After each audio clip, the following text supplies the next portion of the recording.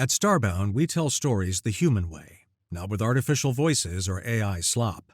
In the end, what's HFY without humanity? Subscribe to keep it this way.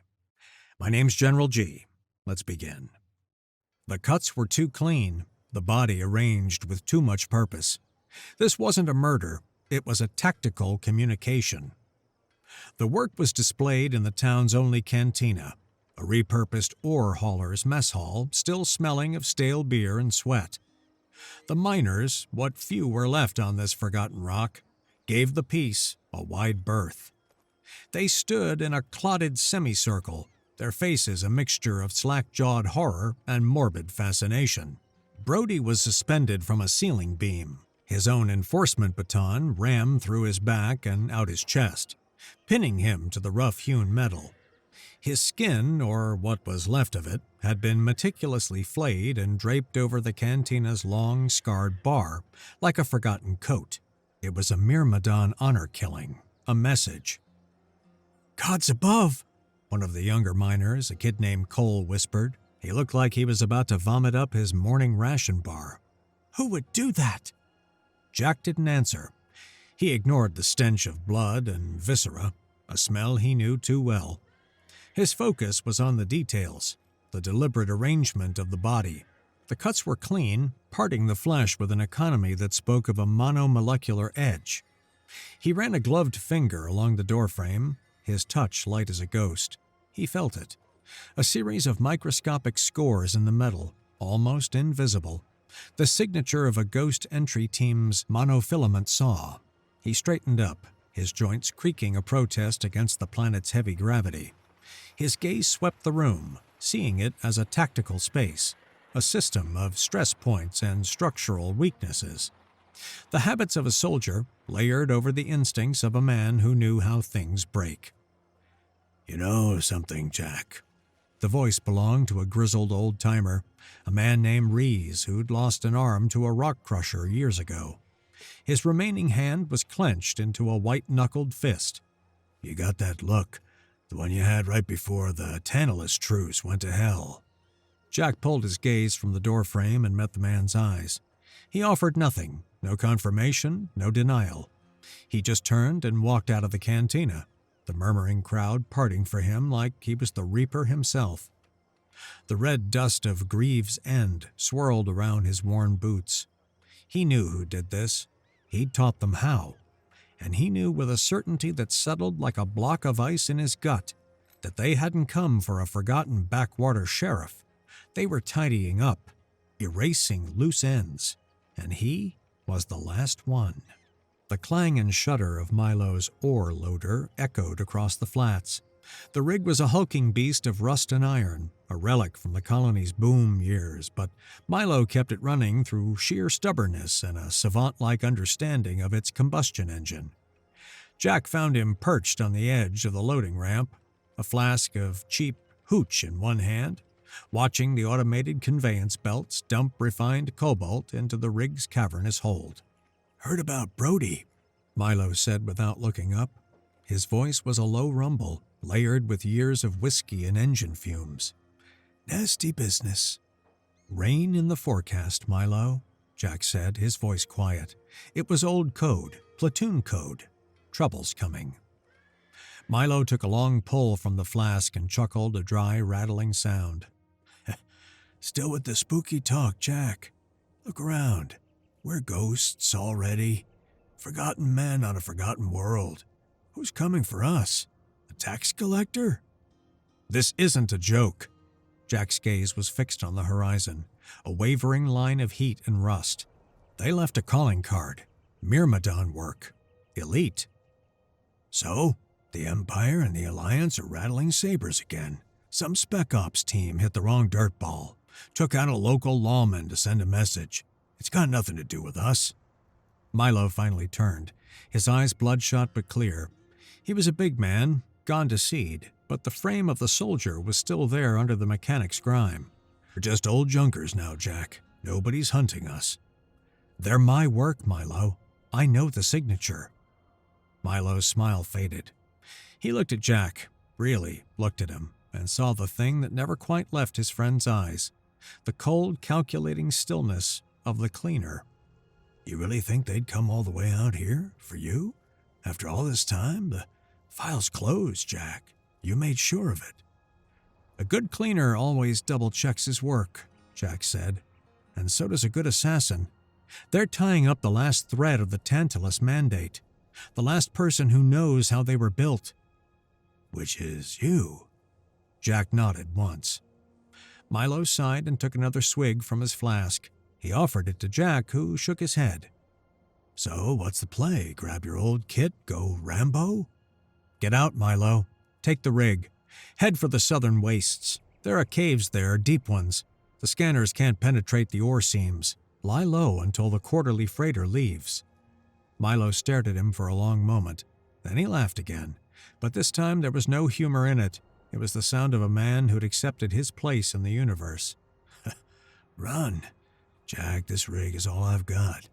This rock is all I've got. My war is over. I'm not running from shadows." He slapped Jack's shoulder, a heavy, friendly impact. "You're just spooked. Go have a drink. Things will look better in the morning."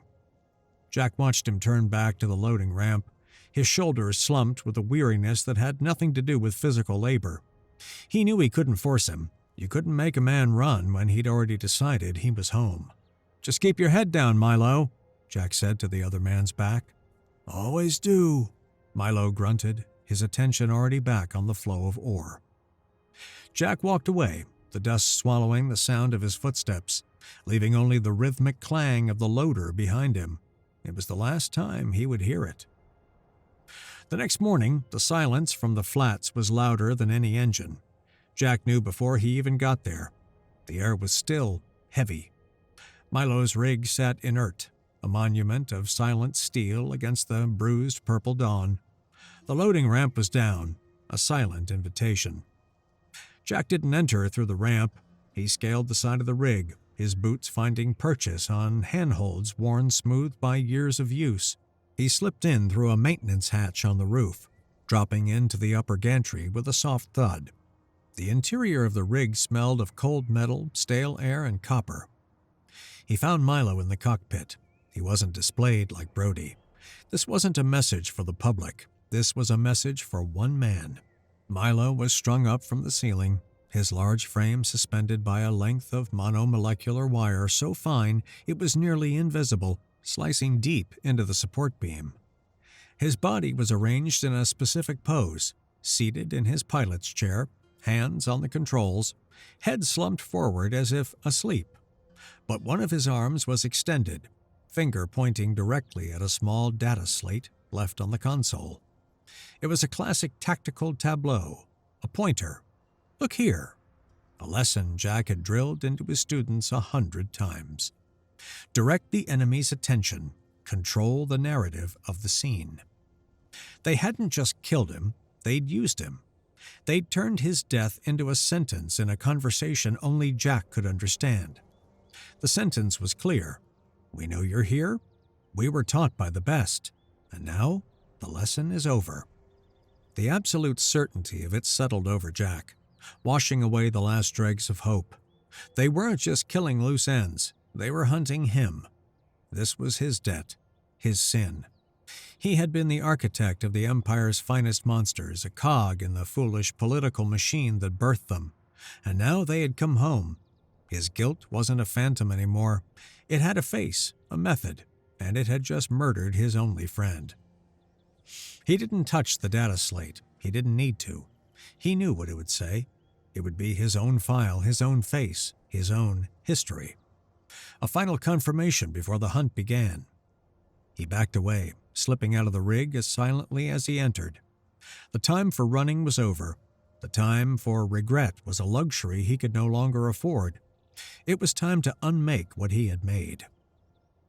The heavy steel door of his workshop slammed shut with the sound of a tomb sealing. Jack leaned against it, the metal cool against his back.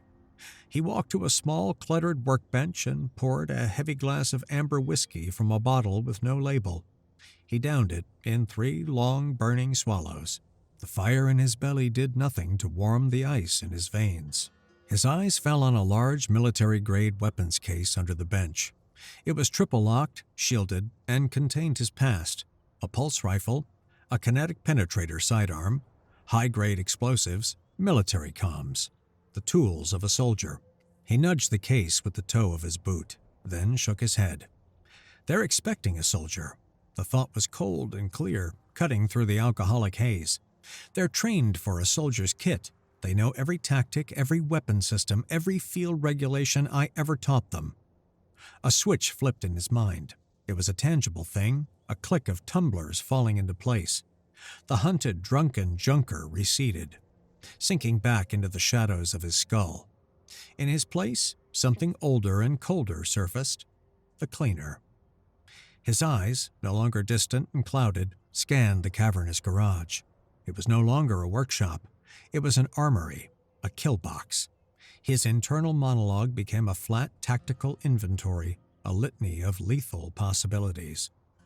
The pressure plate from the old conveyor belt, rusted, but the spring mechanism is sound. A simple circuit: trip the plate, close the relay. The solenoid on the main valve of the 50-ton hydraulic press gets the jolt. 30 tons of force. Not clean. Final. The arc welder. Power packs fully charged. The amperage is high enough to turn their armored shells to slag. Range is limited, 3 meters.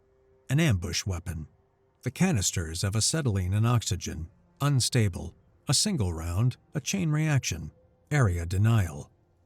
He walked over to a small wooden footlocker. It was old, the initials TH carved into the lid. He opened it. Inside, nestled in worn velvet, was his grandfather's antique: a Colt Model 1911, a .45 caliber slug thrower, a museum piece. He picked it up. The weight was solid, familiar. He worked the slide, the sound a crisp, mechanical sh-sh. He ejected the magazine. 7 rounds. Heavy, subsonic. He slammed the magazine home. No fancy electronics, no energy signature, just steel, lead, and gunpowder. He began to build. The drunk was gone. The soldier was a liability. The mechanic, the junker, the man who knew how to turn scrap into death, he was ready to go to work. Dusk bled across the rust-red plains of Gravesend, painting the landscape in shapes of blood and shadow. Inside the garage, Jack sat in the darkness, the old Colt heavy in his hand. He was a statue carved from patience and spite. He'd made his preparations. The stage was set. He didn't have to wait long. They moved like smoke, 2 silhouettes detaching from the deeper gloom outside. There was no sound, not even the crunch of gravel. One was slender, a scout. The other was broader, a breacher. They flowed to the main door, their forms barely disturbing the air. Jack watched them on a small, grainy monitor wired to a pinhole camera he'd mounted above the doorframe. They didn't try the handle. They didn't plan to charge. The breacher raised a hand, and a low hum vibrated through the steel as a monofilament saw began to slice through the lock. They were following his own doctrine: never use a door like a door. The lock fell away with a soft metallic sigh. The scout slipped inside, a wraith in the near-total darkness. It moved with an unnatural fluidity, its tall, shell-armored form eerily silent. Its head swiveled, multi-spectral optics cutting through the shadows.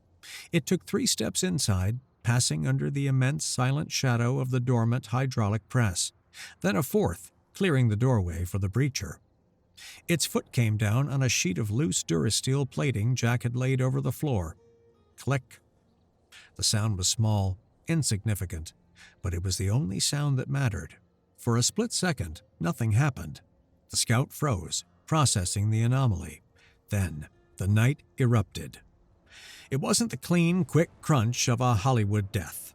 The 50-ton hydraulic press, its activation circuit now closed, slammed down with a colossal grinding tear.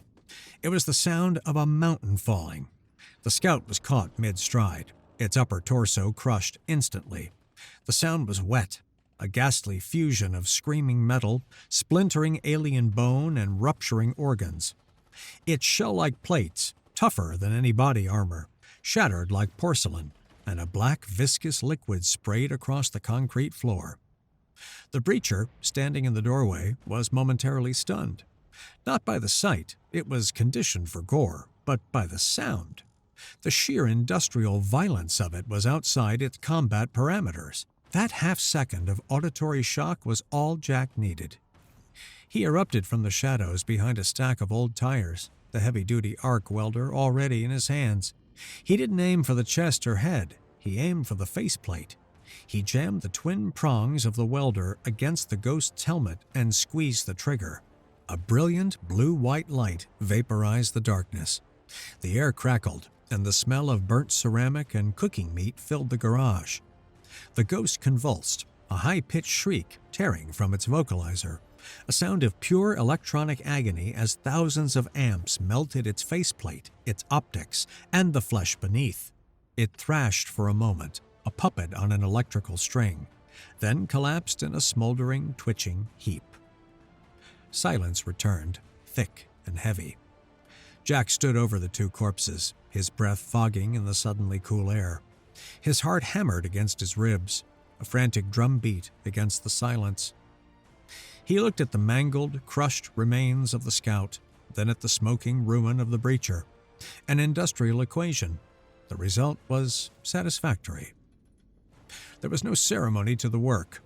Jack fired up the plasma cutter, its hiss a counterpoint to the quiet dripping of Myrmidon ichor. He worked with the detached purpose of a butcher. He severed limbs from the two dead assassins, an arm from the crushed scout, a leg from the electrocuted breacher. The cuts were rough, cauterized black at the edges by the intense heat of the plasma torch. He didn't bother to be neat. Neatness wasn't the point. He found a standard ore crate, one of the thousands stacked around the settlement waiting for the quarterly pickup. He dumped the pieces inside, the charred limbs clattering against the metal bottom. He didn't wrap them, he didn't pack them, he just threw them in. On top, he tossed the breacher's melted helmet. Using a stenciling kit from his workshop, he sprayed a destination onto the side of the crate in bold black letters. To Myrmidon Imperial Consulate Sector 9G, Eridanus Reach. Attention, Ghost Program Director. He sealed the crate and, using a dolly, wheeled it out into the pre-dawn chill. He left it at the designated pickup zone for the automated mega freighter, right next to a dozen other crates filled with cobalt and iron. The freighter's collection AI wouldn't distinguish it from any other cargo, but Jack knew the Empire's intelligence network would. They monitored all freight traffic from worlds where they had active operations. They would scan the manifest, see the destination, and intercept the package long before it reached the Eridanus Reach. They had sent him a message with Milo's body. This was his reply, a declaration of war written in plasma cuts and scrap metal. He turned his back on the crate and walked away, the first rays of the sun casting his long, tired shadow across the red dust. They came for him in the Badlands, 3 of them this time. A new unit, specialists. He could tell by their movements. They didn't flow like the entry team. They ghosted across the cracked earth, using the terrain, moving in a dispersed triangular arrangement that covered all angles. They were trackers, hunters, and he was the prey. He led them on a chase, a carefully calculated retreat into a vast abandoned strip mine, a man-made canyon of rust-colored rock and decaying machinery. He kept his pace just slow enough to seem like a desperate flight, letting them think they were closing in, drawing them deeper into his new workshop. The first trap was simple. He'd spent the previous night planting a series of small, remote-detonated charges, scavenged from seismic survey equipment, at the base of a scree slope. As the ghosts moved into the narrowest part of the ravine, he thumbed the detonator. The explosion wasn't large, just a sharp crack that echoed off the canyon walls, but it was perfectly placed. Tons of loose rock and gravel cascaded down, a dusty, grinding avalanche. It didn't bury any of them, they were too fast for that, but it did what he intended. It separated them. 2 were forced to scramble up the far wall, while the third was cut off, alone on the canyon floor with him. The lone ghost was on him in seconds, closing the distance with terrifying speed. It carried a short, wicked-looking vibroblade. Jack backpedaled, luring it toward the skeletal remains of an old conveyor belt system. The ghost lunged, blade whistling through the air. Jack dropped, rolling under the strike, and came up behind a corroded support pillar. The ghost, its attack momentum carrying it forward, didn't have time to stop. It crashed through a section of rotted metal grating and landed hard on the level below. It landed exactly where Jack wanted it to. It was impaled. A 3-meter length of rusted-out rebar, which Jack had sharpened to a crude point and anchored in the bedrock, punched straight through its torso. The ghost stared down at the thick metal rod protruding from its chest, the subtle modeling of its skin convulsing in confusion before freezing into a dull gray. A high-pitched whine from above drew Jack's attention. The other 2 ghosts were already flanking him from the canyon rim. One was setting up a sniper position, the other was bounding down the rock, forced to engage him directly. Jack ignored the sniper for the moment and focused on the immediate threat. He broke into a dead sprint toward a parallel set of mining cart tracks.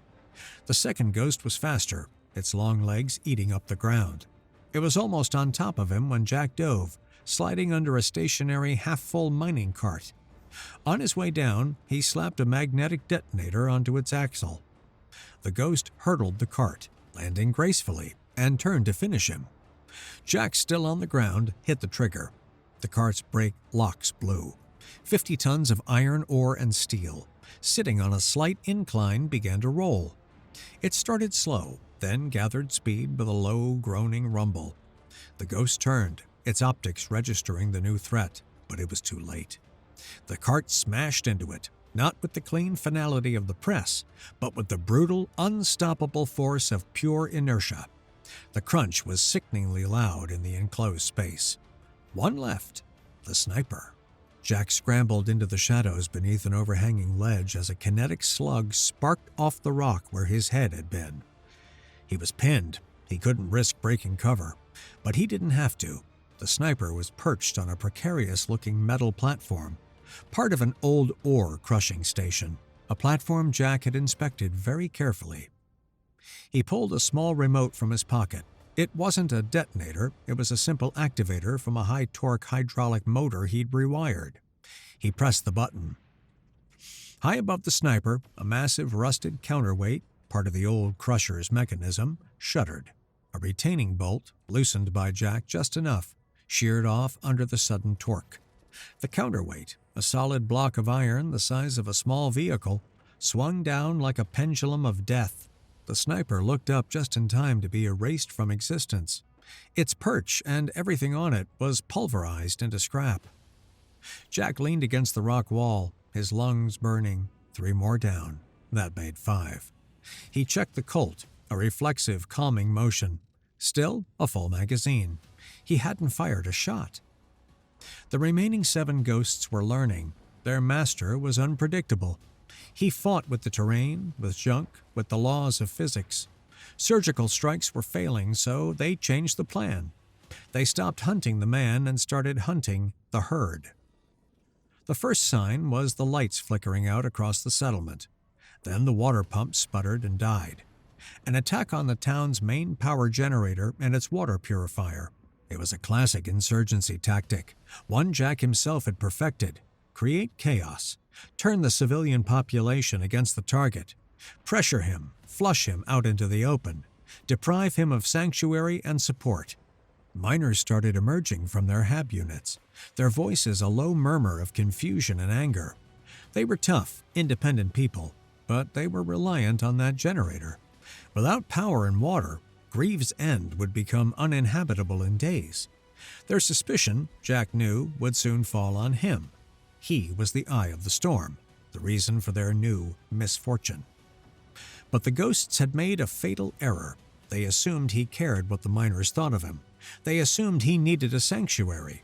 They had just turned the entire settlement into his weapon. The chaos was a perfect cover.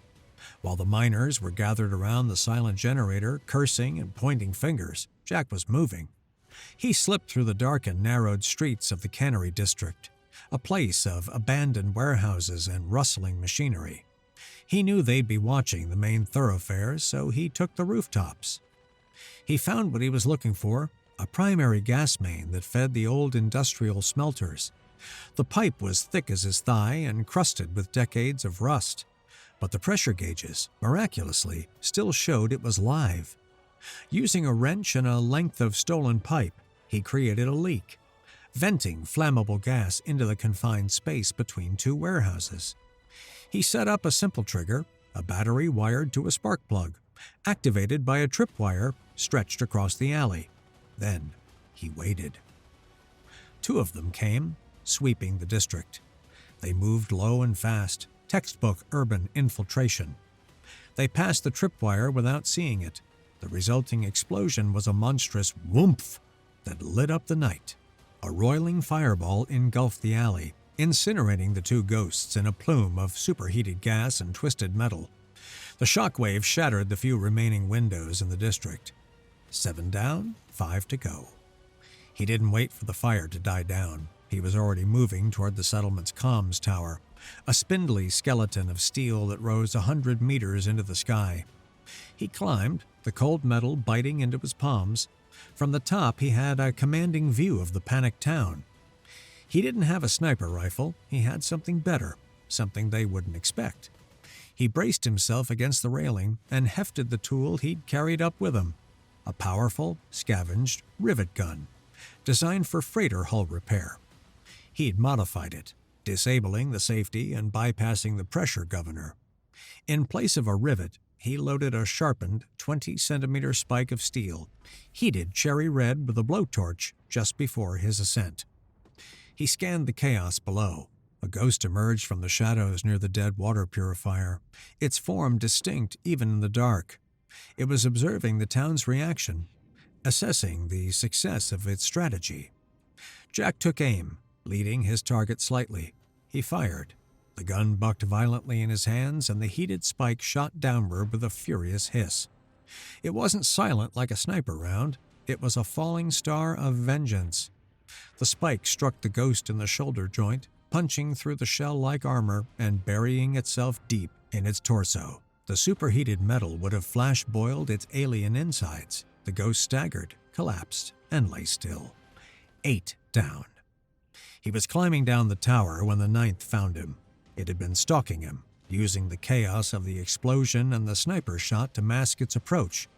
It cornered him in the darkened cantina, the scene of Brody's murder. The ghost was a whirlwind of black shell armor and bright blades. It was faster than he was, stronger. It closed the distance before Jack could bring the heavy rivet gun to bear. A blade, thin as a razor, flashed in the gloom. Jack twisted, but not fast enough. The blade sliced deep into his left thigh, shearing through muscle. A guttural cry of pain was torn from his throat. He stumbled, his leg giving way. The ghost lunged for the kill. Jack, falling, fired the Colt from the floor, not once but 3 times in a tight, desperate cluster. The booms were deafening in the enclosed space. A frantic, percussive roar. The heavy .45 slugs tore into the ghost's torso, not killing it outright, but the sheer kinetic force of the impacts was enough to halt its charge. It staggered backward, crashing into the splintered remains of the bar, where a thick shard of broken wood punched through its back. The ghost shuddered, its limbs twitching, and then went limp, impaled on the wreckage. Jack collapsed to the floor, clutching his bleeding leg. The pain was a white-hot nova. He gritted his teeth, tearing a strip of cloth from his shirt and fashioning a crude tourniquet. 9 of them were gone. 3 remained, and he had 4 rounds left. The ore processing plant was a cathedral of rust and iron, a vast, cavernous structure large enough to swallow a star freighter. Giant gears, silent for years, stood like monuments to a dead industry. Conveyor belts snaked through the gloom like metallic rivers. It was here the last 3 ghosts had made their nest. It was here they would make their final stand. Jack dragged his wounded leg through a service tunnel, the rhythmic scrape of his boot on the grated floor a painful metronome. The bleeding had slowed, but the leg was a dead weight, the muscles screaming with every movement. He was leaving a trail. They would find him. He was counting on it. He knew this team. They would be the best of the best, the final reserve, the elite of the elite. His internal assessment was cold and quick. One would be a sniper, the eye, using the plant's verticality. One would be a close-quarters expert, the blade, to hunt him in the maze of machinery. And the last one would be Terran, his prodigy. He hauled himself onto a catwalk, the metal groaning under his weight. He was a wounded animal in a steel jungle, and the predators were closing in. The game of cat and mouse began. The gash in Jack's leg made him slow, clumsy. He used the plant's ambient noise, the groaning of stressed metal, the drip of stagnant water, to mask the sound of his pained movements. He spotted the eye first, a flicker of movement on a high gantry, almost lost in the web of steel beams and shadows. The sniper was patient, choosing the perfect perch to command the entire floor, a fatal mistake. Jack limped to a control panel for one of the plant's massive magnetic cranes. The systems were dead, but the manual overrides were mechanical. He put his shoulder to a heavy lever and pushed. With a groan of protesting metal, the crane's primary electromagnet, a disc 3 meters wide, swung out over the main floor. He sighted the sniper's perch, then pulled another lever. The brake released. The magnet plummeted, its multi-ton weight dragging its chain behind it. The eye looked up from his scope a second before the magnet obliterated its perch and a 10-meter section of the gantry in a deafening cataclysm of shredding steel. The crash echoed through the plant like the death knell of a god. 1 down, 2 to go. The crash was also a diversion before the dust even settled. Jack pulled the Colt. He sighted a junction box high on the opposite wall, a critical node he'd identified earlier. He fired once. The .45 slug, loud as a cannon in the echoing space, punched through the corroded metal. Sparks flew, and a huge section of the plant was plunged into absolute pitch-black darkness, relieved only by the strobing, erratic flashes of the dying junction box. 3 rounds left. He moved through the strobing blackness, his eyes already adjusted. He knew the layout, but so did the blade. It found him on a narrow catwalk suspended over the primary ore crusher, a terrifying maw of interlocking steel teeth. The fight was savage. Before the ghost could close the distance to render his firearm useless, Jack raised the Colt and fired twice into the gloom. In the strobing emergency lights, he saw the first heavy slug ricochet harmlessly off the ghost's angled chest plate with a screech of metal. The second went wide as he was forced to dodge a thrown blade that whistled past his head and embedded itself in a steel girder. 1 round left. The blade was on him, a blur of motion, its twin knives weaving a web of death. Jack was outmatched. His wounded leg made his footwork a liability. He paired frantically with a length of pipe he'd grabbed, the clang of steel on steel ringing in the dark. A blade slipped past his guard, slicing a deep gash in his right forearm. The pipe went flying from his nubbed fingers. The blade moved in for the kill, its victory assured. That was what Jack was waiting for. As the ghost lunged, Jack didn't try to dodge. He stepped into the attack. He let the blade sink deep into the meat of his shoulder, a calculated, excruciating sacrifice. The ghost was now too close, its momentum committed. With a final desperate roar, Jack used his body weight, slamming them both against the corroded safety railing. It shattered. They plunged into the abyss. For a heart-stopping second, Jack was falling. Then his flailing hand found purchase, his fingers closing around a heavy dangling chain with a jolt that nearly tore his arm from its socket.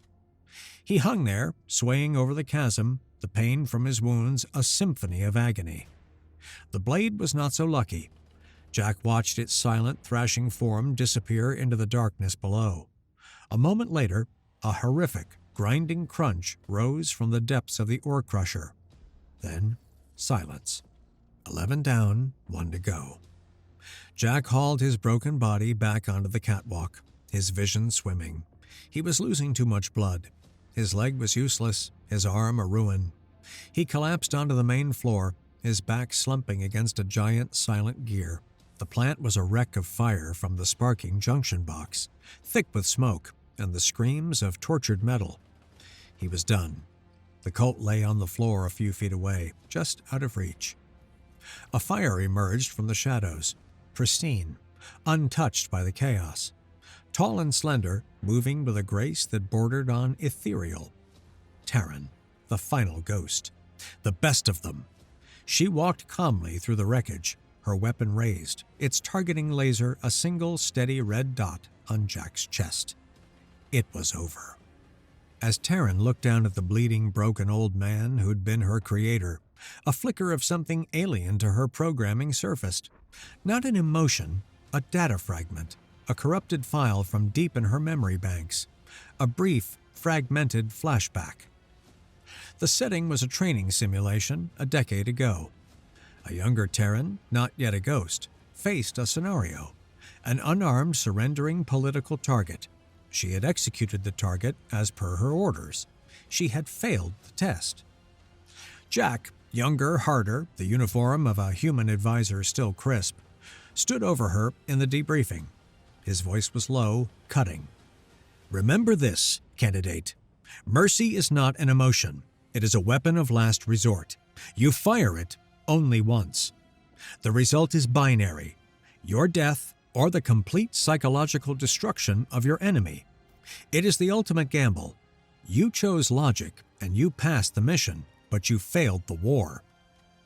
In the present, in the ruined processing plant, the lesson's ambiguity surfaced. Her programming screamed for the kill, eliminate the target. But his words echoed, a logical paradox. Does showing mercy now make me vulnerable? Or is it the act of mercy itself, the ultimate psychological attack, the final lesson from my master? Is this the real test? The question, planted like a slow-acting virus a decade ago, was the real weapon. For a fraction of a second, the time it takes a synapse to fire, her purpose wavered. She hesitated. Jack's eyes were not clouded with pain. They were lucid, cold. He wasn't dying. He was waiting. He had gambled everything on that single fatal flaw he had built into his own masterpiece, a sliver of ambiguity. The hesitation was all he needed.